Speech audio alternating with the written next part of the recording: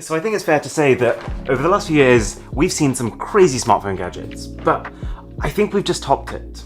So let's ease our way in. Number 20 is the Razer Kishi. It is the best mobile game controller I've ever used. It'll fit pretty much any smartphone, and because it's physically connected to the USB-C port, there's almost zero input lag. For the most part, this is an Xbox controller for your phone.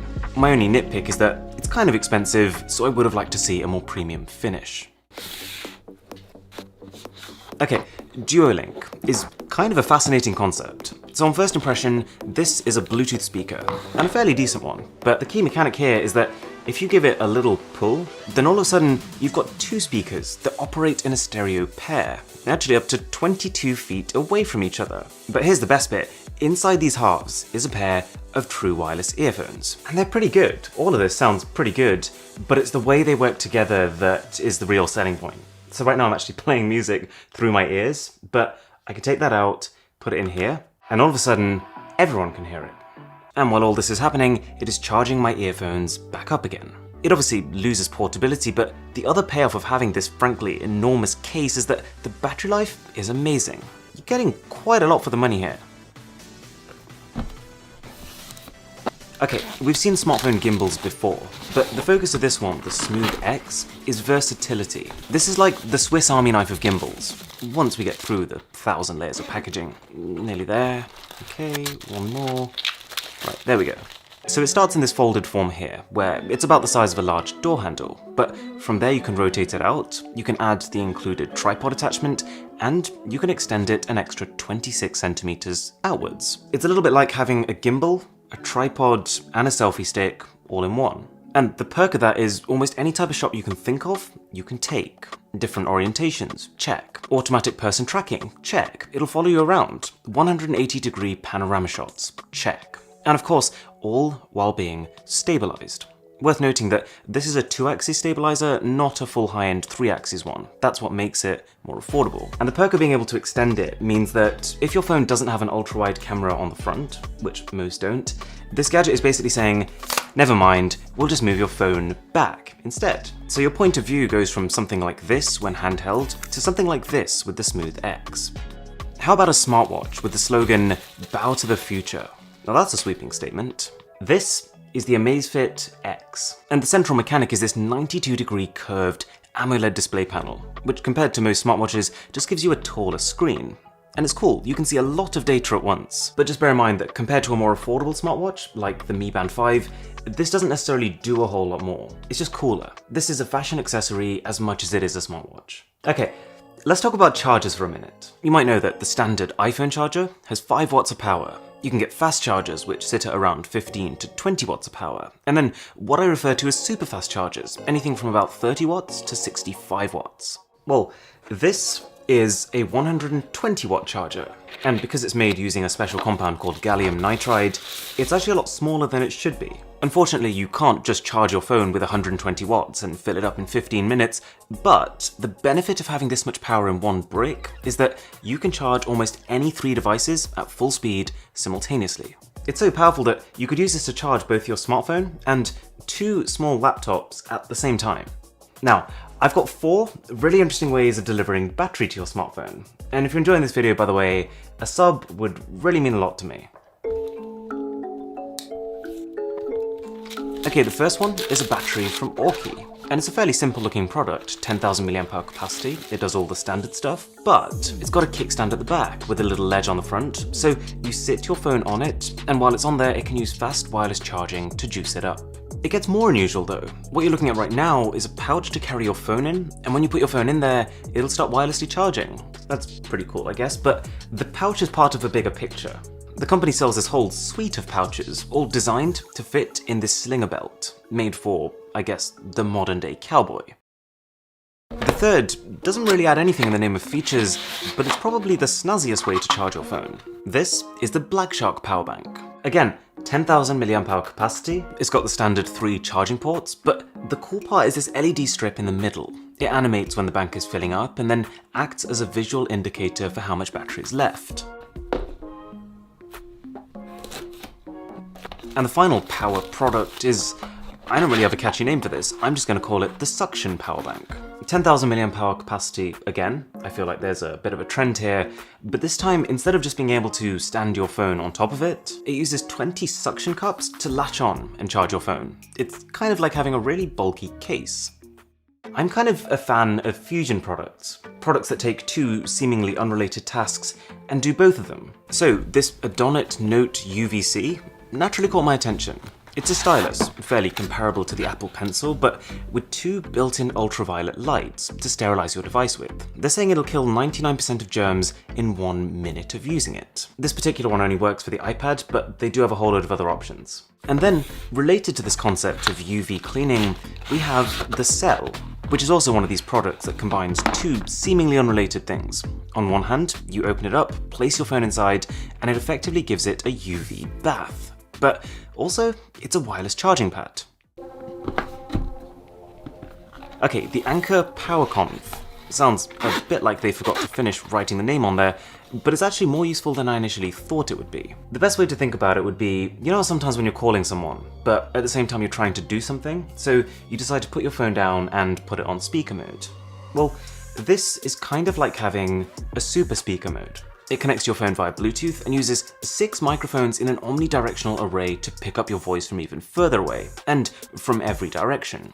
Right, so in the last Smartphone Gadgets episode, I showed you a compact Anker projector, and I said this is the best mini projector I've ever used. It was easy to set up, it ran on Android, so it had its own apps, and it was portable. So I was kind of curious to see how much better its bigger brother would be. This is the Anker Nebula Mars 2 Pro, and it still keeps the smartphone in mind. You might know that setting up a projector is an absolute faff. It involves cables, it involves overhead mounts and big white blank screens. This doesn't really have that. It's got a built-in battery which gives around 3 hours of use, so I could just plonk it down on a table and start watching. And compared to that other projector I liked, which had a single 8-watt speaker inside of it, this has dual 10 watts. Plus, while it does lose portability, it's like 2.5 times brighter. So I've set mine up in a bedroom, and even with a half-open window and a dark wall being used for the screen, not particularly recommended, it is still perfectly visible. Alright, so you've seen a Bluetooth speaker that transforms into earbuds, but now we've got a very different kind of transformation. This is the Palmo. It's a pocket-sized speaker with surprisingly good sound and 2 cool selling points. You can mount it almost anywhere thanks to a magnetic plate that you get with it, and that includes on the back of your phone, which is completely ridiculous to look at, but hey, if you want to do it, you can do it. And the second thing is that it's collapsible. So right now it's in its compact mode, but I can pull it, and all of a sudden you've got a much larger sound chamber, which means deeper bass and a warmer overall sound. Next up is a gadget that allows you to get away with using fewer cables. If I had to describe this, this is a hyper long range Bluetooth transmitter and Bluetooth receiver. And these are actually two very different things. When it's acting as a transmitter, it can take your wired audio and make it wireless. So let's say when you're watching TV, you're using your TV's inbuilt speakers, and they're just not that great. Well, this will be able to take that wired signal and beam it out wirelessly, to be picked up by up to 2 Bluetooth speakers or 2 pairs of wireless earphones. But if you then click a switch on the back, this moves from being a transmitter to being a receiver, which means it can receive your wireless audio signal and convert it to a wired one. So I could use Spotify on my phone to wirelessly play music and for it to come out of a wired home cinema surround sound system, as opposed to maybe the small crummy Bluetooth speaker I might usually use. I feel like over the years, I've shown you quite a few things that you can stick onto the back of your phone. We've had wallets, little pouches, we've had speakers. This is a new one. They call it the Look Stand, and it's a 100% aluminium, fully adjustable stand. It's quite impressive what they managed to fit into this fairly small contraption, and it sort of locks itself in each orientation with a satisfying click. You can adjust the angle of your phone, the orientation of your phone, and there's also 3 different height levels. Alright, so we're left with my favourite few gadgets now. Some of them because they're exceptionally exciting, some of them just because they're very useful. So let's start exciting. A travel adapter. It comes in a case. It allows you to convert almost any socket into almost any other socket. And that's cool, but we've seen this before. What I thought was really useful about this one in particular is that you turn it around and you also get no less than 4 full-size USB ports to charge your phone and any other gadgets you might have with you. This is something that I actually plan to use regularly.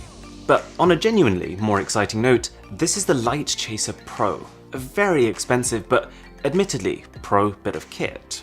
So you get two parts here. There's a case, which is nice quality, feels sturdy, and that doubles as a mount for this, a circular polarizer. It's quite a niche tool with a very specific benefit. It increases saturation and it reduces reflections. So if you're recording the inside of, well, anything reflective, you just rotate it and you can see straight through.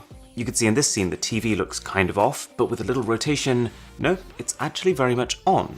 So if you wanted to film someone in a car, for example, this would be a pretty good way of doing it. Alright, welcome to my two favorites in this list. The first is the Next Dock. The concept is this: most people have two main pieces of tech in their life, their phone and their computer. And the goal of this product is kind of to merge them. The best way to think of Next Dock is as an empty laptop. A laptop with a working edge-to-edge keyboard and a working Full HD screen, but no processor, no RAM, no operating system. It's made to be powered by your smartphone. And I've been thinking a lot about this product over the last few weeks. On one hand, it's still going to take up space in your bag, and it's not going to be as powerful as a MacBook Pro, for example. But the more I think about it, the more I'm starting to see the benefits. For starters, of course, it's way cheaper than actually buying a proper laptop. There's no duplication of components. Because this laptop isn't trying to have its own set of CPU and GPU and RAM, the inside can pretty much be just one massive battery. So it'll last for ages. There's quite a nice sense of continuity. If I'm typing an email on my phone and I decide I want to move it to my laptop, I just plug it in and carry on where I left off. And all of a sudden, both your phone and your laptop have a data connection. And think about this, every time you upgrade your phone in the future, you're kind of getting a free laptop upgrade. It's a cool thought. And the cherry on top is that because this Next Dock has an HDMI import, you can also use it as a portable TV for your PS4, your Nintendo Switch, or your Apple TV. The only obvious caveat is that you'll be restricted to mobile apps, but you might be surprised how well they work. And actually, speaking of things you can use as a potential monitor, welcome to a very different kind. You could think of this as a monitor for your face. You can plug in your smartphone the same way you would on a TV, but also your game console, your drone controller to get a live feed of its camera, and you'll be seeing all that on what they describe as a 200-inch 4K display, all with some pretty impressive baked-in audio. It's a nice display. It's probably not as nice as that figure makes it sound, but there are some perks. It can run 3D content and all that Google Cardboard stuff. You can wirelessly stream your phone to the glasses. And if you really committed to this and got yourself a Bluetooth controller, then yes, that means you could be playing COD Mobile on a 200-inch screen in the train. If you like these smartphone gadgets episodes, I'm going to drop a link to my last one somewhere up here, so you can check that out. And if you were pleasantly surprised by how much content we got into a video, that's because I've been collecting these over the last 2 months, so a sub to the channel would be incredible. My name is Aaron, this is Mr. Who's the Boss, and I'll catch you in the next one.